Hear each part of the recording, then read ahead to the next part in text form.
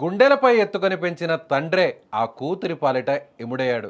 తమను ఎదిరించి పెళ్లి చేసుకుందనే కోపంతో రాక్షసుడిగా మారాడు. నాన్న, నన్ను కొట్టొద్దంటూ వేడుకున్నా సరే ఏమాత్రం కనికరించలేదు. కూతురి గుండెలపై కూర్చొని గొంతు నులిపి ఈ దాష్టికానికి పాల్పడ్డాడు ఓ కన్న తండ్రి. కూతుర్ని చంపి ఆత్మహత్యగా చిత్రీకరించే ప్రయత్నం చేసిన దారుణ ఘటన ఏపీలోని పల్నాడు జిల్లా మాచర్లలో చోటు చేసుకుంది.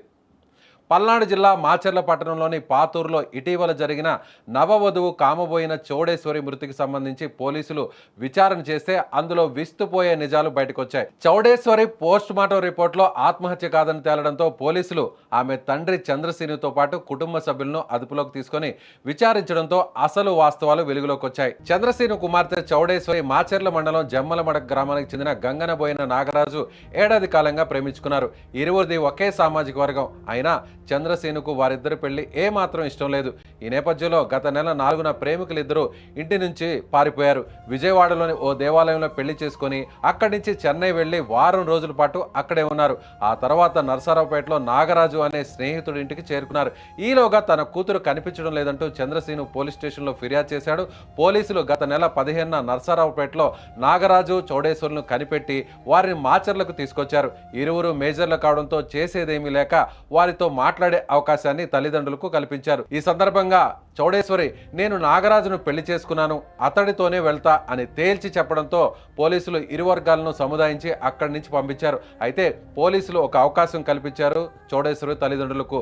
5 రోజుల పాటు చౌడేశ్వరి వారి తల్లి దగ్గర ఉండేందుకు అవకాశం కల్పించారు. తండ్రి చంద్రశీనుతో ఇంటికి పంపించారు. అయితే ఈ మధ్యలోనే అంటే గత నెల 18వ తేదీన చౌడేశ్వరి ఇంట్లో ఫ్యాన్ కు వేలాడుతూ శవమై కనిపించింది. సో అందరూ కూడా చౌడేశ్వరి ఆత్మహత్య చేసుకుందని నమ్మారు. సో తల్లిదండ్రులు కూడా చంద్రశీను అలాగే ఆ కుటుంబ సభ్యులు కూడా చదువుకొని ఇంట్లో చనిపోయింది అనేటువంటి నమ్మించే ప్రయత్నం చేశారు. పోలీసులకు ఇచ్చినటువంటి ఫిర్యాదులో కూడా ఇదే విషయాన్ని చెప్పారు. దాదాపుగా అక్కడ ఉన్నటువంటి గ్రామస్తులు కావచ్చు, లేదంటే చౌడేశ్వరికి సంబంధించిన భర్త నాగరాజు కూడా ఆత్మహత్య చేసుకొని ఎందుకు చనిపోయింది అనేటువంటి అనుమానాన్ని వ్యక్తం చేశారు. అయితే పోలీసులు విచారణ ముమ్మరం చేశారు. పోలీసుల విచారణలో ముఖ్యంగా పోస్ట్ మార్టం రిపోర్ట్లో వచ్చినటువంటి అక్కడ ఉన్నటువంటి ఎవిడెన్స్ ఆధారంగా పోలీసులు అసలు వాస్తవాలన్నిటి కూడా బయటకు పెట్టారు. ఎందుకంటే చౌడేశ్వరిని చాలా కిరాతకంగా తండ్రే ఒక పరువు హత్యను చేశాడు. అంటే ఇష్టం లేనటువంటి పెళ్లి చేసుకోవడం, ఒకే సామాజిక వర్గానికి సంబంధించినటువంటి వ్యక్తి అయినా కూడా సో అతనికి ఆస్తిపాస్తులు లేకపోవడం, తన కుటుంబంతో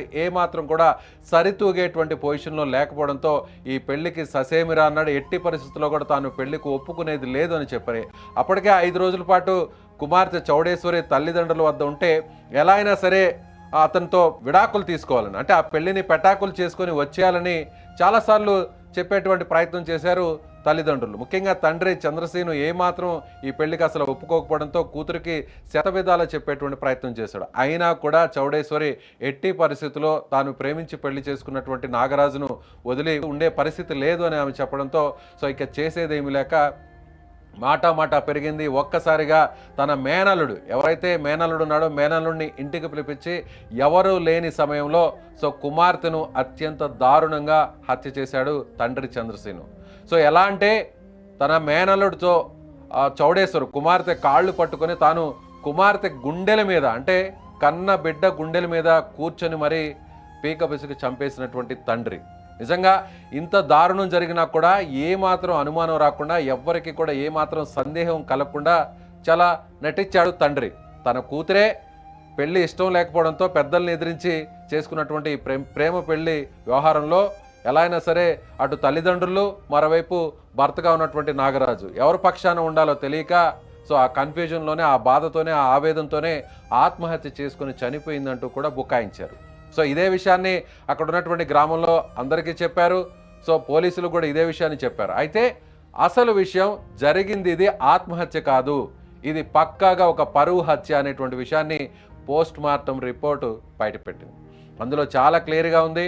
తండ్రి ఎలా చంపాడు అనేటువంటి విషయాన్ని కూడా పోలీసులు ఆరా తీశారు. వెంటనే పోస్ట్ మార్టం రిపోర్ట్ ఏదైతే వచ్చిందో వెంటనే చౌడేశ్వరికి సంబంధించినటువంటి తల్లిదండ్రులను అదుపులోకి తీసుకున్నారు. ముఖ్యంగా తండ్రి చంద్రశీను చెప్పేటువంటి మాటలు, అంటే పొంతన లేనటువంటి సమాధానాలు చెప్పడంతో పోలీసులు తమ స్టైల్లో విచారణ చేశారు. దీంతో వాస్తవాలు బయటకు వచ్చాయి. సో కూతురునే కన్న తండ్రి అత్యంత దారుణంగా చంపినటువంటి విషయాన్ని నేరుగా పోలీసుల ముందు ఒప్పుకున్నాడు తండ్రి చంద్రశీను. నిజంగా ఇలా చాలామంది తండ్రులు చూస్తుంటాం. కన్న కూతురు మీద ఉన్నటువంటి ప్రేమను ఏమాత్రం చంపుకోలేక బిడ్డలకు చిన్న నొప్పి తగిలినా కూడా విలవల్లాడిపోయేటువంటి తండ్రిని చూస్తుంటాం. కానీ ఈ కర్కశపు తండ్రి మాత్రం నమ్మబలికించి ఇష్టం లేనటువంటి పెళ్లి చేసుకున్నటువంటి కుమార్తెను అందరి సమక్షంలో, పెద్దల సమక్షంలో, పోలీసుల సమక్షంలో నేరుగా నా కూతురిని ఇంటికి తీసుకెళ్ళి నేను మంచి మాటలు చెప్పుకుంటాను, ఎలా అయినా సరే తాను మారడానికి ప్రయత్నిస్తాను, ఒక అవకాశం ఇవ్వండి, ఒక 5 రోజుల పాటు మా ఇంట్లో ఉంచుకునేటువంటి ప్రయత్నానికి ఛాన్స్ కల్పించండి అంటూ పోలీసుల్ని, పెద్ద మనుషులను కూడా బ్రతిమలాడాడు ఈ చంద్రసేను.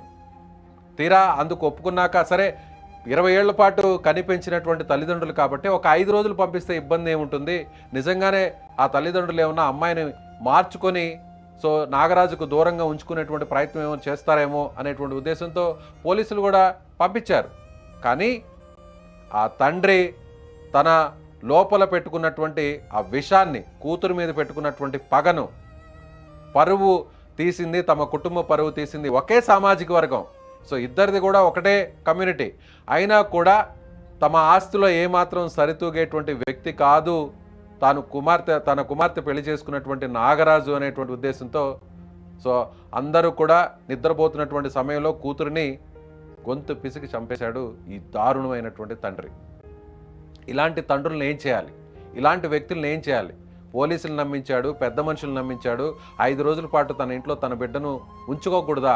కనీసం ఇన్నేళ్లు పెంచాము, తమ కన్న బిడ్డను మా ఇంటికి తీసుకెళ్తే తప్పేంటి అంటూ కూడా అందరినీ ఎదిరించాడు.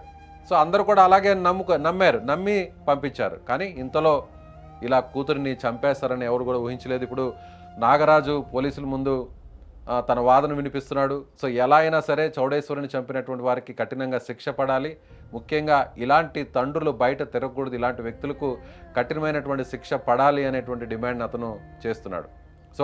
నిజంగా మాచర్లో ఇప్పుడు ఇదొక టెన్షన్ వాతావరణాన్ని కల్పిస్తుంది. ముఖ్యంగా ఆ గ్రామంలో అందరూ కూడా తనది ఒక ఆత్మహత్య అనుకున్నారు. ఇంతలోనే ఆత్మహత్య కాదు, ఇది ఒక పరువు హత్య. తండ్రే అత్యంత దారుణంగా కూతురిని చంపినటువంటి ఉదంతం అని తెలిసి ఇప్పుడు అందరూ కూడా షాక్ అవుతున్నారు. ఇలాంటి వ్యక్తిని ఏం చేయాలి? ఇలాంటి తండ్రిని ఏం చేయాలి? నమ్మబలికి నేరుగా ఇంటికి తీసుకెళ్ళి మేనల్లుడితో కలిసి గుండెల మీద కూర్చొని ఊపిరాడకుండా చంపి ఆ తర్వాత హత్యను కాస్త ఆత్మహత్య అని పోలీసులతో సహా అందరినీ దాదాపు 2 వారాల పాటు నమ్మించి దొంగ ఏడుపులు ఏడ్చి చివరాఖరకు పోస్ట్ మార్టం రిపోర్ట్లో అసలు వాస్తవాలు బయటపడడంతో జరిగినటువంటి విషయాన్ని అంతా కూడా పోలీసుల ముందు ఒప్పుకున్నటువంటి ఈ వ్యక్తిని ఏం చేయాలి? ఇలాంటి తండ్రిని ఏమనాలి?